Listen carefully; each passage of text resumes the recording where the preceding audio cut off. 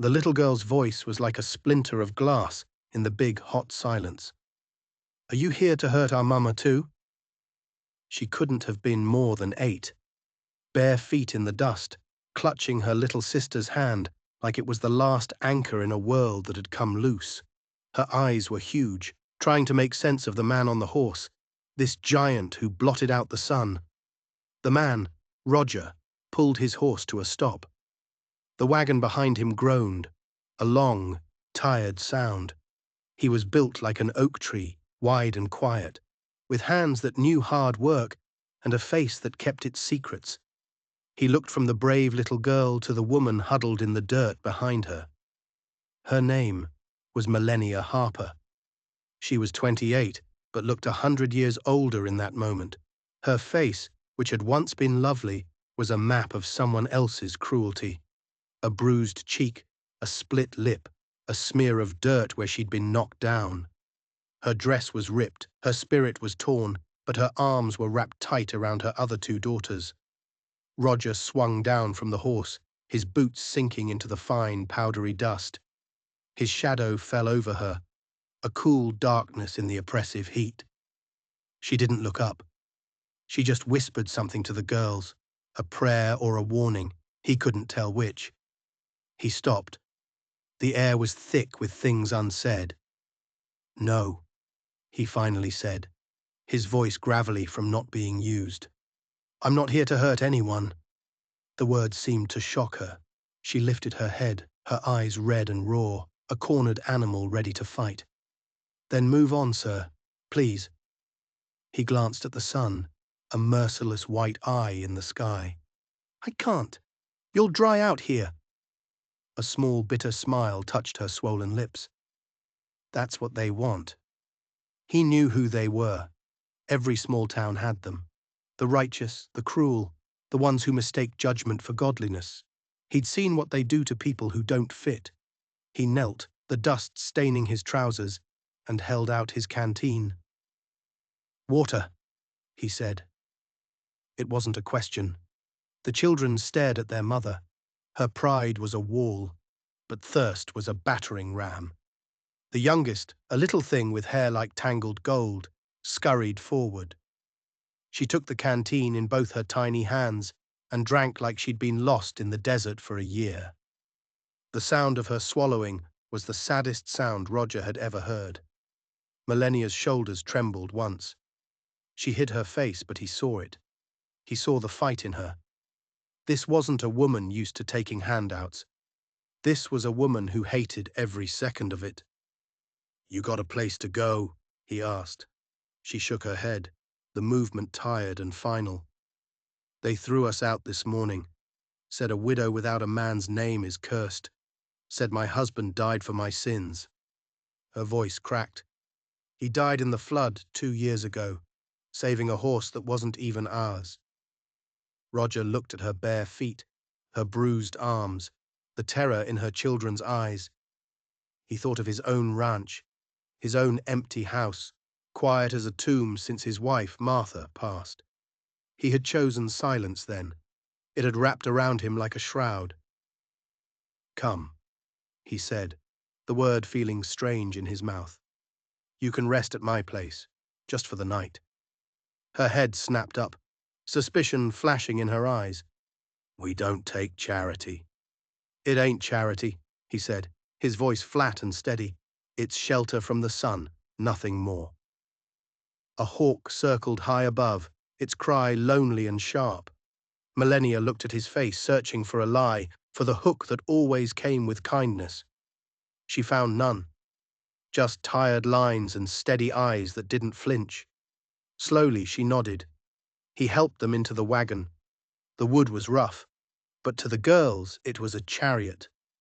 As they rode, the prairie rolled past, a sea of grass under a sky bruised with the promise of evening. The girls fell asleep, their small bodies limp with exhaustion, huddled against their mother. "Why?" she asked after a long time, her voice barely a whisper. "Why did you stop?" Roger didn't turn his head. He just kept his eyes on the horizon. "'Cause somebody should have." They reached his ranch as the sun bled across the sky. The house was simple, honest. A leaning porch, a tired windmill, a few chickens scratching in the yard. An old dog lifted its head, thumped its tail once, and went back to sleep. This was a place where life was hard, but straightforward. Or so she thought. He helped the girls down. They ran to a rain barrel, splashing their faces with a joy so pure it hurt to watch. Millennia stood by the wagon, caught between a debt she couldn't pay and a pride she couldn't afford. "You don't owe me anything," he said, as if reading her mind. He went inside to light the stove. The warmth that spilled from the doorway felt like a forgotten memory. The cabin smelled of pine and coffee and something else. Sorrow.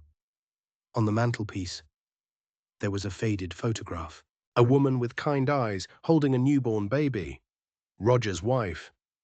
Millennia understood then. Loss had a home here too.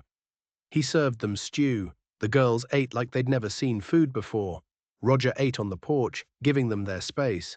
As twilight fell, the first fireflies began to blink in the tall grass. And then a sound he hadn't heard in 3 years drifted through the open window. Laughter. It was small, hesitant, but it was there. Millennia came to the doorway, her youngest asleep on her shoulder. "We'll leave at dawn," she said, her voice thick with emotion. "You've done enough." He just nodded. "Dawn, then." But she didn't move. She watched him mend a saddle strap by the fading light. His hands were strong, sure. They knew how to fix things that were broken. Inside, her eldest daughter, Clara, whispered, "Mama, I think he's kind." Millennia stroked her hair, a tear tracing a clean path through the dirt on her cheek. "Kind men don't last long in this world, honey," she whispered back, though for the first time in a long time she wasn't so sure she believed it. Outside, Roger heard them. He stopped his work. The little girl's first words echoed in his mind. "Are you here to hurt our mama too?" He looked at the silhouettes in the glowing doorway, a weary mother and her 3 small girls. And he felt something crack open in the silent, empty place where his heart used to be. He stood by the fence that night, long after the lamp in the cabin went out. The stars were scattered across the black sky like spilled salt. He was a man who had made a promise to himself to never feel anything again, to just work and eat and sleep and let the days grind him down to dust. But as he stood there, a whisper escaped his lips, sent out into the vast, listening dark of the prairie. Not this one, he vowed, not her. And he had no idea that this promise would cost him everything he thought he had left. The next morning, Roger woke to a world that felt different, sharper. He stepped onto his porch and saw the 3 girls whispering to a grumpy chicken. Millennia was in his kitchen, humming a tune so soft it was more memory than sound. She'd made coffee. The bruises on her face seemed a little lighter. The shame in her eyes was still there, but it wasn't the only thing anymore. "Didn't expect breakfast," he said from the doorway. She didn't look up from the skillet, didn't expect kindness. A ghost of a smile touched his lips. "Then we're even." The days fell into a strange, quiet rhythm. Roger worked the fields, the familiar burn in his muscles a welcome distraction. Millennia and the girls brought the house back to life. They swept the floors, mended clothes, and filled the silent corners with chatter. He'd catch the scent of baking bread on the wind, and for a second he'd forget Martha was gone. He'd hear the girls laughing as they chased grasshoppers, and the sound would stitch up a part of him he thought was torn for good. But Pine Hollow was a town that fed on misery. Its whispers were like poison weeds, choking out anything good. One morning, Millennia took the wagon to buy flour. The moment she stepped into the mercantile, the conversation stopped. Air went thick. Mrs. Cutter, a woman whose face was permanently pinched in disapproval, leaned over to her friend. "That's Harper's widow," she hissed, loud enough for the whole store to hear. "The cursed one. Heard she latched onto Roger Kane. Poor man's too decent to throw her out." The words weren't just mean, they were afraid. Millennia felt their fear like a physical blow. She paid for her flour, her back straight as a fence post, and walked out without a word. But the brand was hot on her skin. Cursed. That night, she sat on the porch steps, hugging her knees. Roger found her there, a silhouette against the rising moon. "Town giving you trouble?" he asked. "They look at me like I'm a disease," she said, her voice small and tight. "They're not just gossiping, Roger. They're scared of me." He leaned against the porch rail. "You don't owe them an explanation." Her eyes found his in the dark.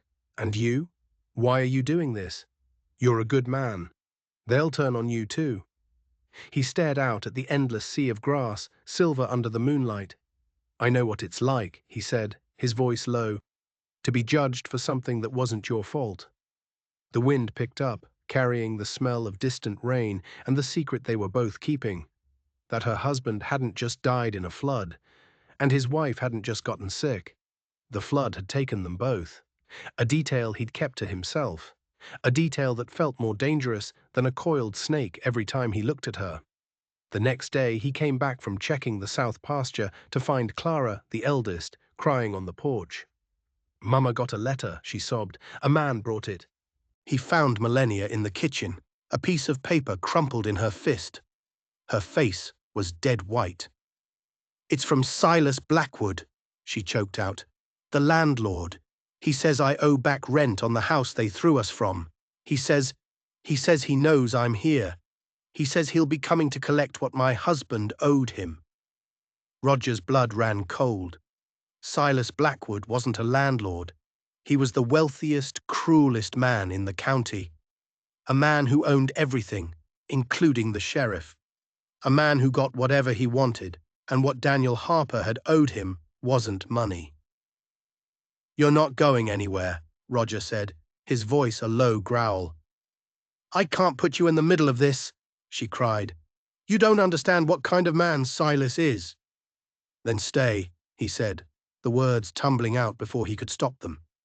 "Stay here, with me, with your girls, where I can keep you safe." The air crackled. The world stopped.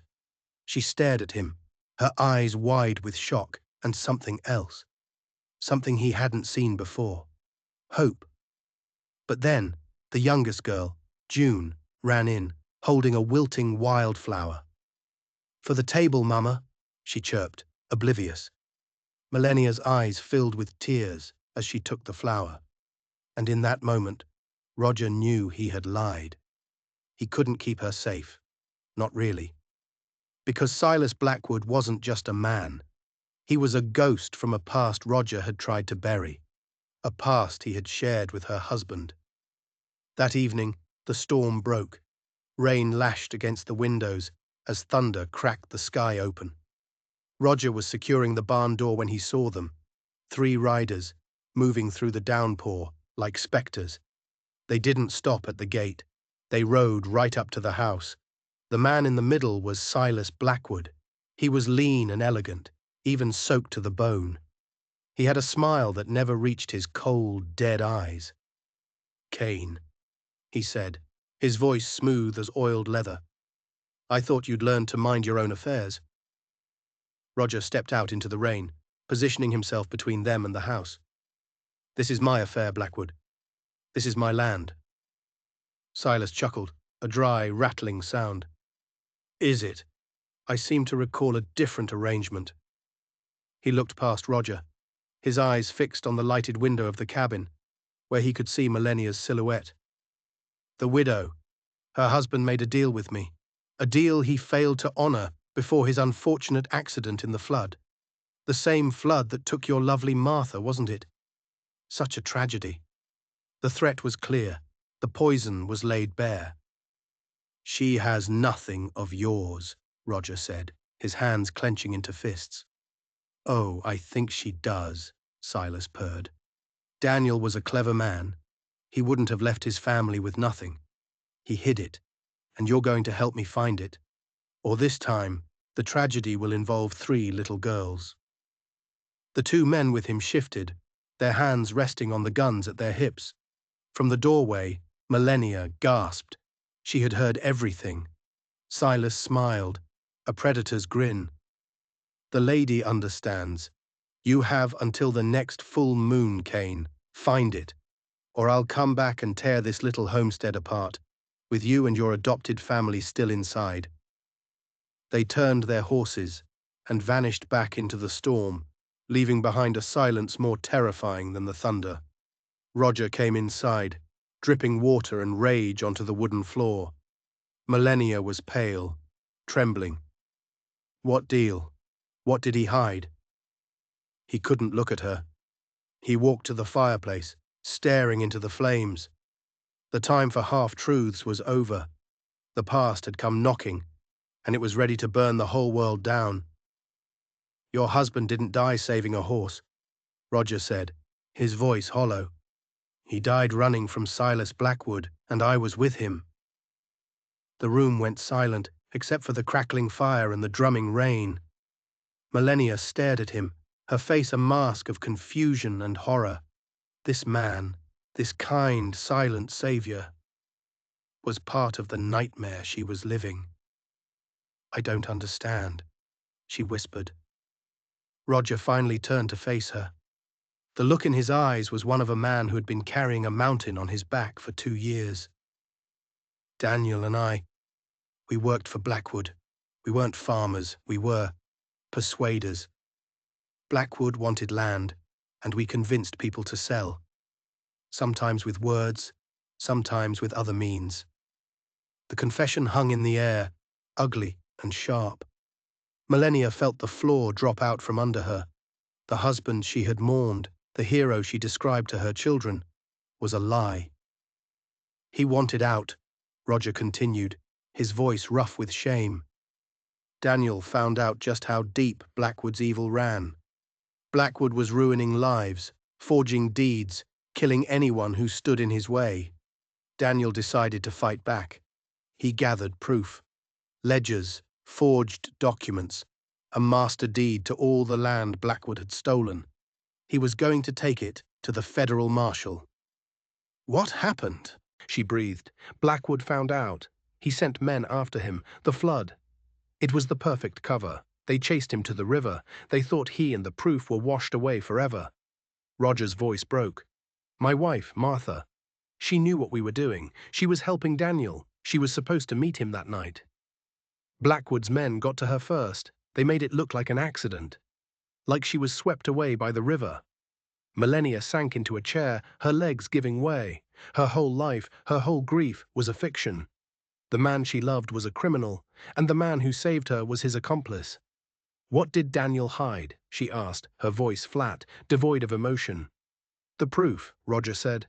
"The satchel with everything in it. Blackwood thinks Daniel must have hidden it somewhere on your old property before he ran. That's what he wants. With that proof, he's untouchable. Without it, he could hang." Suddenly the town's fear made sense. They weren't afraid of a cursed widow. They were afraid of Blackwood. They were the people whose land had been stolen, who had been persuaded. They saw Millennia and didn't see a victim. They saw a reminder of the monster who owned their lives. "He gave me a key," she whispered, her mind racing back. "The day before, he died. He told me it was for a safety deposit box in the city. He said if anything ever happened to him, I should take the girls and go. But I never had the money for the coach." She ran to her meager belongings, a small worn satchel. From a hidden pocket, she pulled out a small ornate iron key. Roger took it, his eyes widening. "This isn't for a bank," he said, his voice tense with a sudden dawning realization. He walked to the old dusty roll-top desk that had belonged to his father. A desk he hadn't opened in years. There was a small, hidden lock on the side. "Daniel and I bought this desk together, years ago, at an auction. It had a secret compartment." He inserted the key. It turned, a hidden drawer popped open. Inside was not a ledger, it was a single folded piece of paper. A letter.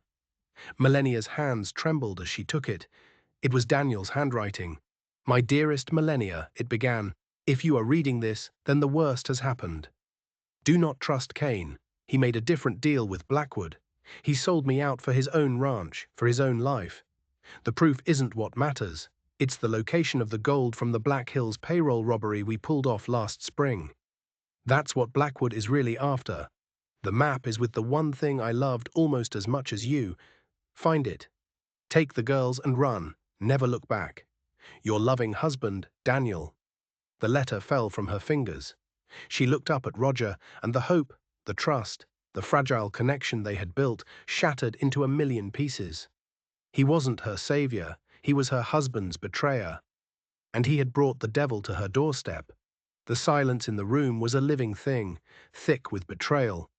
Millennia looked at Roger, really looked at him, and saw not a kind stranger, but a snake she had welcomed into her home. Every gentle word, every quiet act of service was now coated in poison. "You lied to me," she whispered, her voice shaking with a cold, hard rage she didn't know she possessed. "You let me believe my husband was a hero while you knew he was. And you were. Partners." "Millennia, it's not what you think," Roger started, taking a step toward her. "Don't," she snapped, recoiling as if he were on fire. "Don't you touch me. The letter. He said you sold him out. For this ranch." She gestured around the simple cabin, her eyes wild. "You traded his life for this piece of dirt." "No. That's what Blackwood wanted him to think. That's what he wanted you to think." Roger's composure finally broke. "Blackwood knew Daniel would leave you a message. He's trying to turn us against each other. There was no gold robbery. That's a lie to make me look like a common thief. The proof, the ledger, that's what's real. That's what he's afraid of." "Then where is it?" She shot back. "Where is this proof you claim is so important?" "I don't know," he admitted, his voice raw. "Daniel was supposed to bring it to me that night. He never made it. He must have hidden it somewhere else." They stood there, two people trapped in a web of lies spun by dead men and monsters. The trust between them was gone, replaced by a chasm of doubt. Millennia looked at her sleeping children, their innocent faces a stark contrast to the ugliness that now filled their lives. Daniel's letter told her to run. But where? With what? Blackwood's men were everywhere. Running was a death sentence, but staying here with the man who might have betrayed her husband. Was that any better? The next few days were an agony of suspicion. They moved around each other like ghosts, the silence heavy with unspoken accusations. Millennia searched for the map Daniel mentioned. She tore apart her meager belongings, searched the hem of every dress, the lining of every coat. Nothing. Roger watched her, his face etched with a desperate frustration. He tried to talk to her, to explain, but the words of the letter were a wall between them. "Do not trust Cain." The full moon was getting closer, a sliver of silver growing into a fat, ominous pearl in the night sky. The deadline loomed. One afternoon, while Roger was out checking the fence line, or so he said, Millennia made a decision. She couldn't trust him. She had to find the map. "The one thing I loved almost as much as you." What did it mean, she thought back. Daniel hadn't been a man of many affections. There was her, the girls, and his horse. A beautiful, powerful stallion named Shadow. He'd loved that horse. But Shadow had died in the flood with him. Wait, the story he told her. He died saving a horse that wasn't even ours. That's what she'd told Roger. But that wasn't right. It was his own horse. Why had she said that? Had Daniel told her to say that? Her mind raced. She went to the small box of things she'd managed to save from their old life. Tucked at the bottom was a small, carved wooden horse Daniel had made for Clara. It was crude, but the girls loved it. She picked it up. It felt heavy. There was a seam along its belly she'd never noticed before. Her fingers trembled as she worked at it. The wood popped open. Inside, coiled tightly, was not a map. It was another letter, in Daniel's hand. "Melly, my love, Cain is a good man. He is the only one you can trust. I wrote the other letter knowing Blackwood would find it.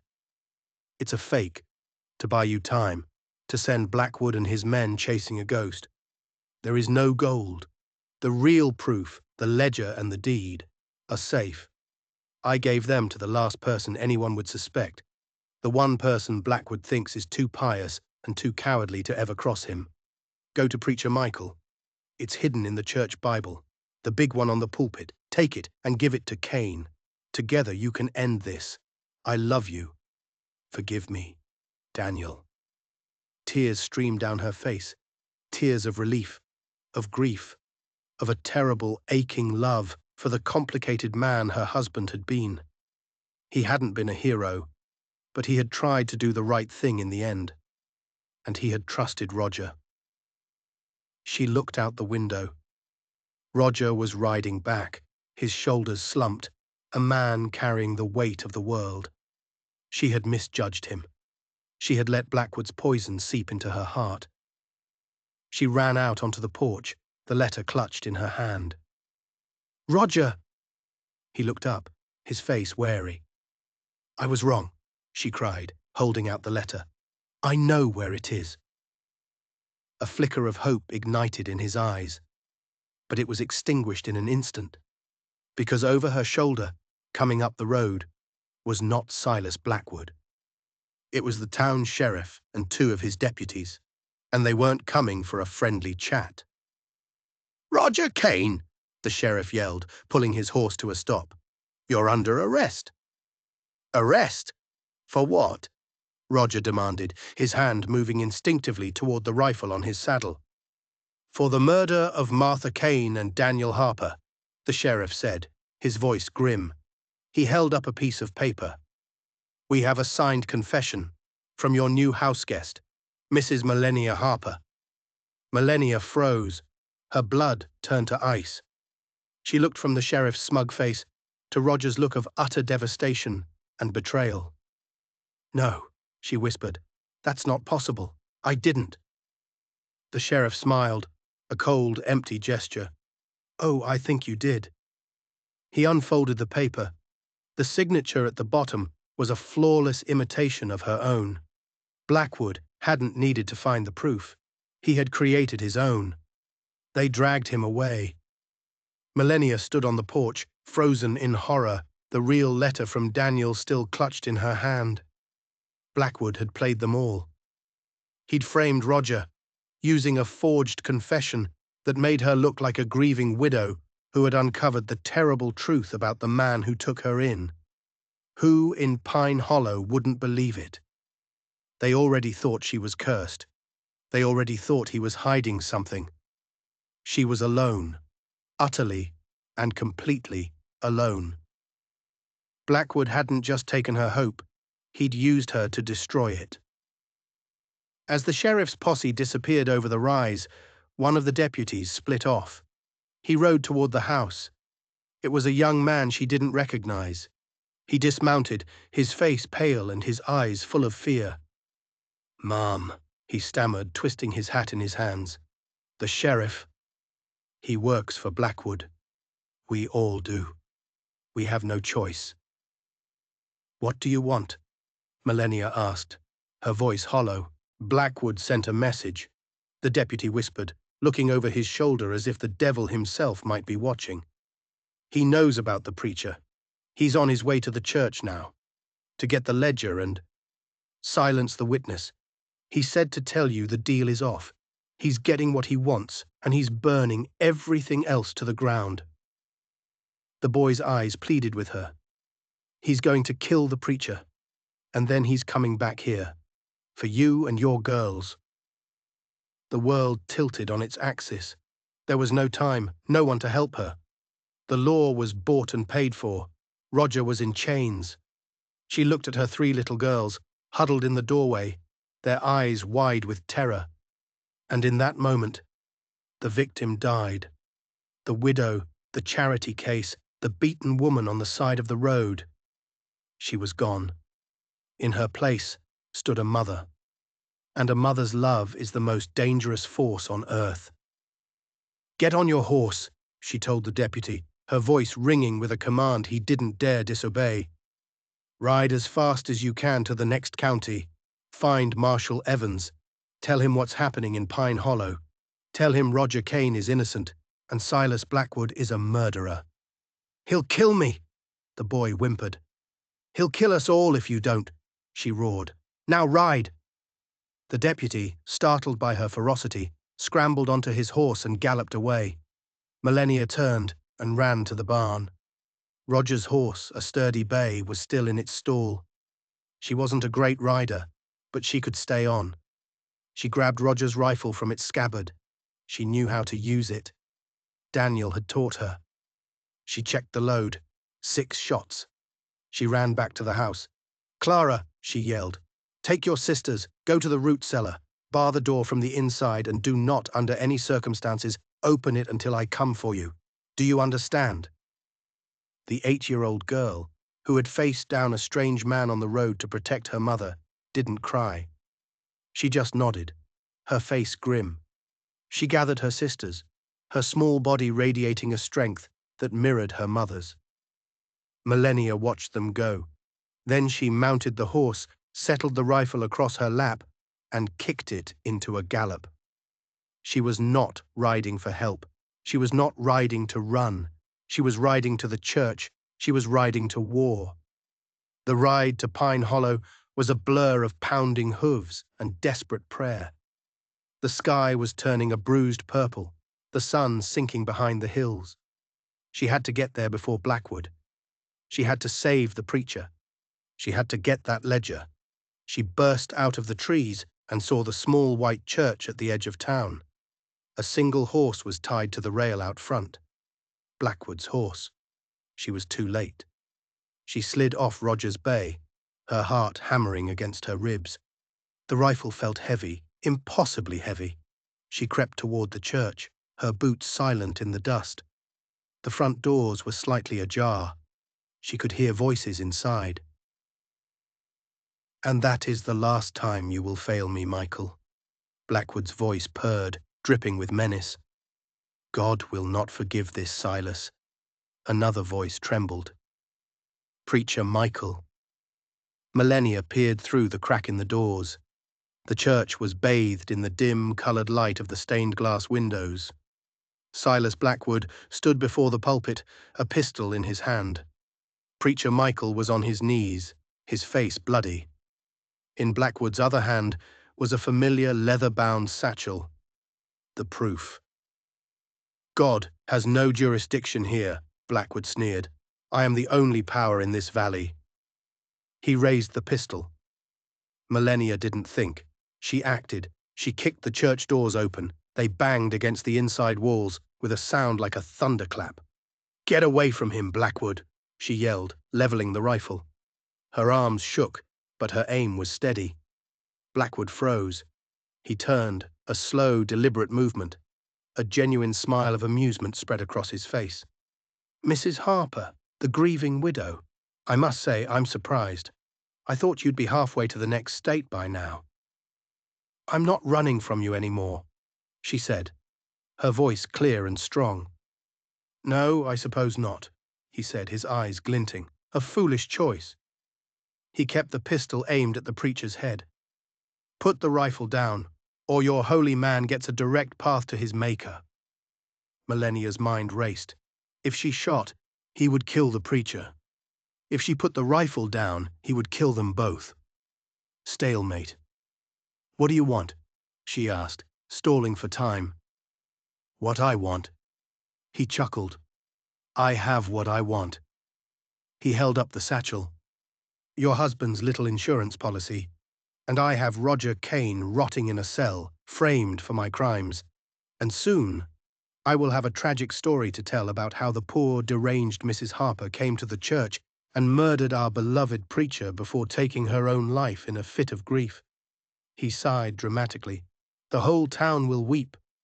Suddenly, from the back of the church, a third voice cut through the tension. "The town might, but I won't." Blackwood spun around. Millennia spun around. Standing in the shadows by the rear entrance, his chains broken and a bloody-knuckled fury in his eyes, was Roger Kane. "How?" Blackwood stammered, his composure finally cracking. "You hired a cheap sheriff," Roger growled, stepping into the light, "and an even cheaper lock." In that split second of distraction, Millennia saw her chance.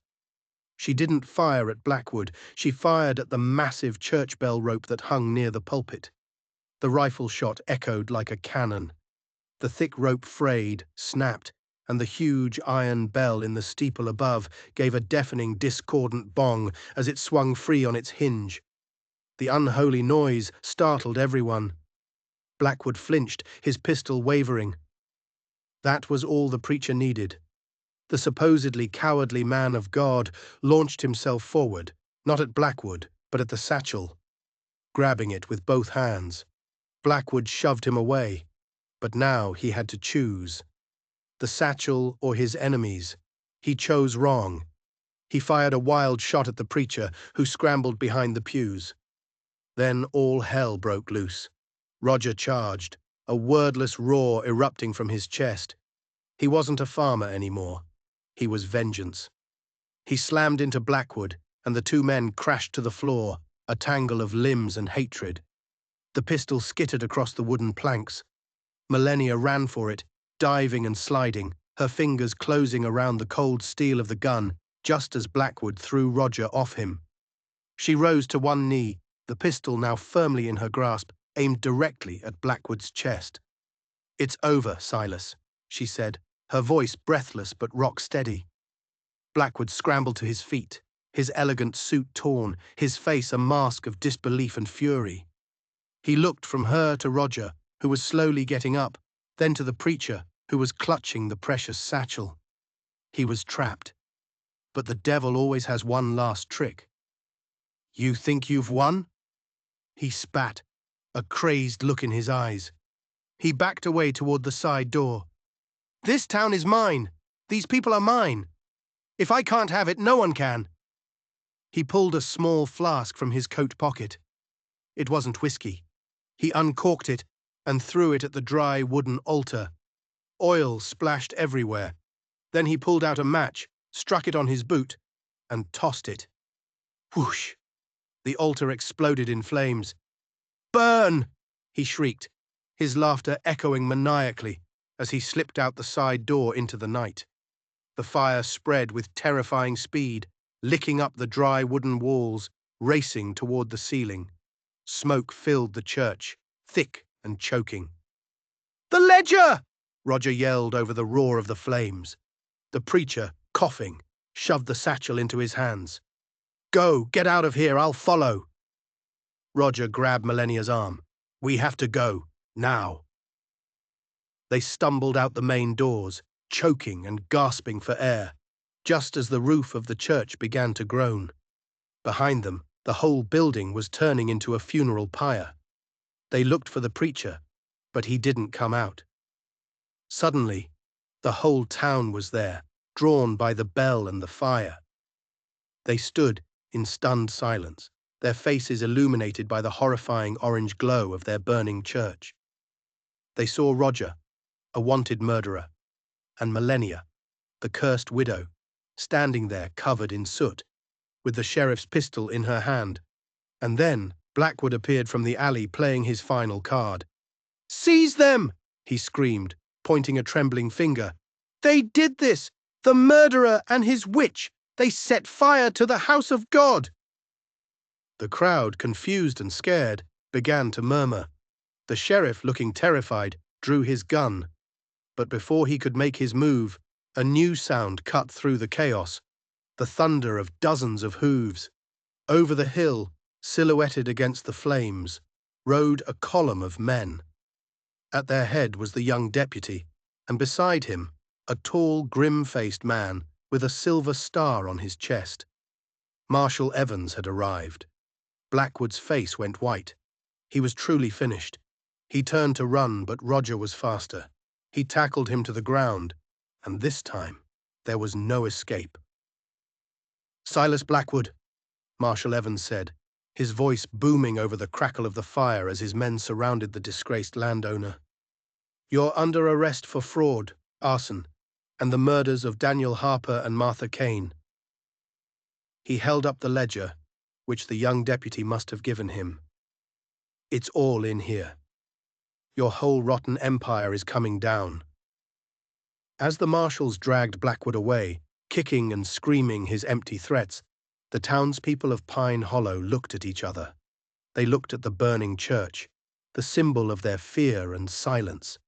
And then they looked at Millennia and Roger.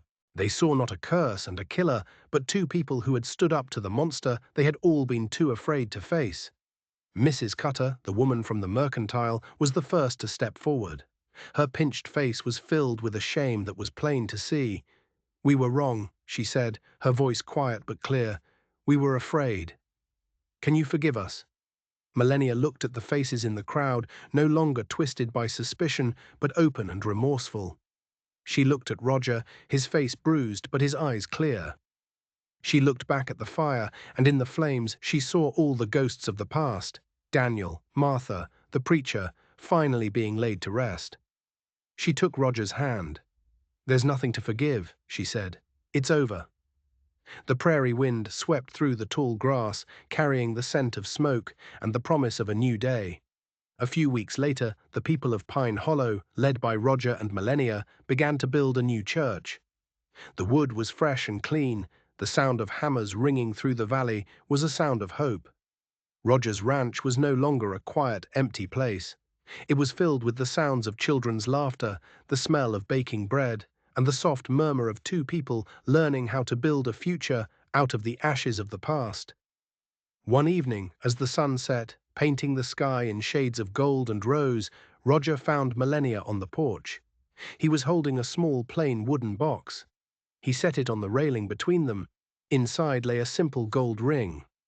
"It was Martha's," he said quietly. "I was keeping it like a grave marker. But I think maybe it should mean something again." Melania looked at him, at this good, strong man who had walked through fire for her and her family. She remembered her husband's last words: "Cain is a good man. He is the only one you can trust." She reached out and closed the lid of the box, her hand covering his. "It will," she whispered, "when we build our own." He smiled, a true, real smile that reached his eyes and erased the last of the shadows. He looked out at the three girls chasing fireflies in the yard. Their home was safe, their future was their own. They had faced down the devil and won, not with guns or gold, but with courage, truth, and the simple, stubborn belief that even in the darkest of nights, a single spark of kindness is enough to set the whole world right. If you enjoyed this story of justice and redemption, don't forget to hit that subscribe button and ring the bell for more tales from the shadows.